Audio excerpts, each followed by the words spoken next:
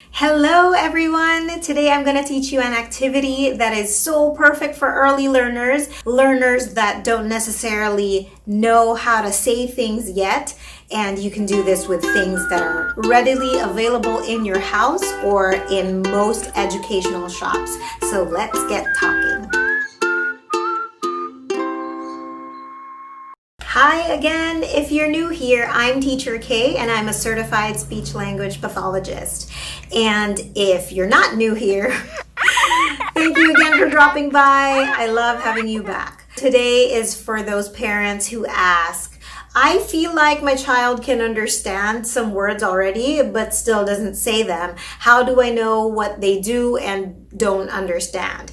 I explained a little bit in episode 1, saying that language can be divided into receptive and expressive. So receptive language is how people understand what is said to them, and expressive language is how we say things, how we express our thoughts. This activity is perfect for working on a child's receptive language. Those who aren't talking yet, but you want to see, okay, do they really understand the words that I'm trying to say? You can do this with things that are already in your house. Actually, it's best if you use things that they see around the house because, again, like I said in episode 1, it is more meaningful for them that way. This task works on identification, meaning they don't have to answer you back with a word. All they have to do is maybe point or get the item that you are targeting. I'm going to show you how to do this 3 ways. There's object to object, there is object to picture, and then there's picture to picture.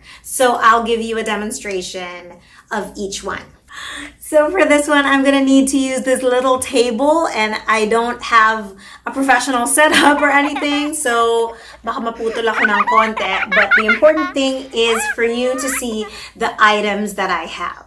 So example 1 is you want to see if they know the words that you use for some of the things that you eat around the house. So for my example, I'm using an apple and bananas. How do we do object to object matching with this to see if they understand banana when you say it? So for example, I'm going to put 2 objects where they can reach it.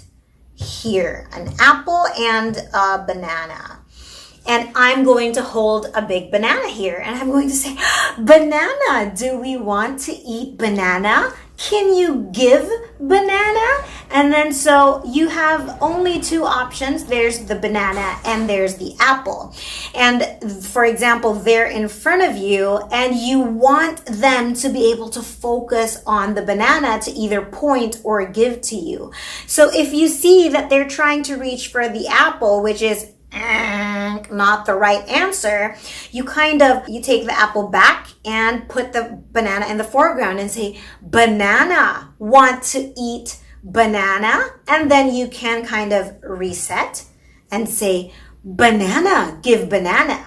And again, if they're not reaching for the banana, offer the banana so that it's easier for them to reach. And if they've touched it or something, make a really exaggerated, rewarding voice saying, yes, that's banana. Give mommy banana. And then so if you do that enough times, they'll be able to match. This is what mommy is calling banana. And this is one of the bananas in this bunch. And then if they've had enough success with banana, banana, banana, you can now change the object into apple. So now let's do it with apple. So we can say, now mommy wants to eat apple. Where's the apple? Do you want an apple? And then you want them now to reach for apple. If you see them reaching for banana, shove it behind the apple and make the apple more prominent in their sight. Say, apple, yes, apple, get apple, give mommy apple. Okay, and then you can reset and do that again. So you can do this with anything.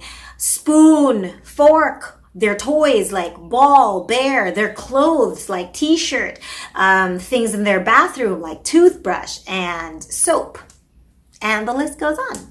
So now let's move on to picture and object matching. For picture and object matching, we are introducing cards or pictures into the activity. Now, even flashcards have different levels of difficulties. Any visual support also needs to be introduced in a certain hierarchy. And I'll talk about that some other time. But I just want to say that what I have available right now is just this black and white print out of a banana. And a lot of the materials that I use are in the clinic, Kids in Motion. So for now, just pay attention to the fact that this is a black and white drawing of a banana.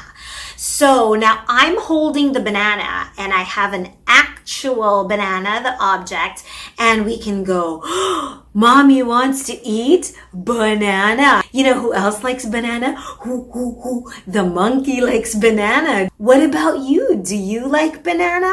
Where is the banana? And once you've established that this banana is represented in this drawing, okay, that you are first making that connection between this actual banana and this drawing of a banana. And once you've done that several times and you've shown the picture and you've seen them either point or look or give you the banana, then you can introduce another option. So let's get the apple back in here and say, okay, it's time to eat banana. Where banana? Banana. Again, like you did with object to object, if you see that they're aiming for the wrong object, hide the wrong object and make the other more prominent first and say, this is banana.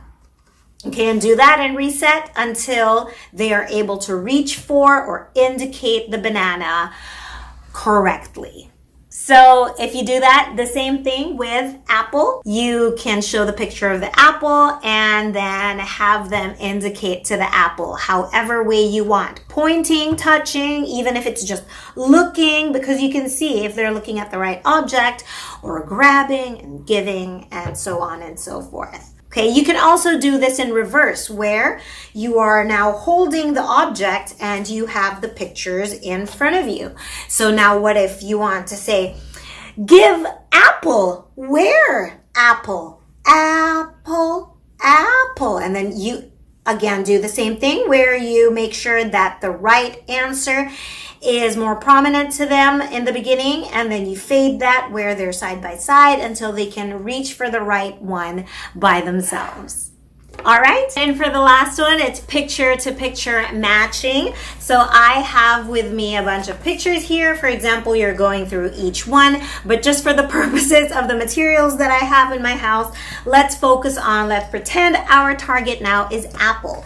So you're looking at this colored drawing of an apple and you can say, apple. Now what if you give apple, where apple? And then again, the same kind of process you go through where you want them to indicate the correct target by either grabbing or pointing or giving, etc. When they do, then you know that they know what that object is by concept, and if not generalized, for example, there are green apples, there are yellow apples, there are smaller apples. So until you get to that point where the concept is further solidified by their experience, you can consider that like they have a basic understanding of the concept of an apple or any of the other targets that you've worked on.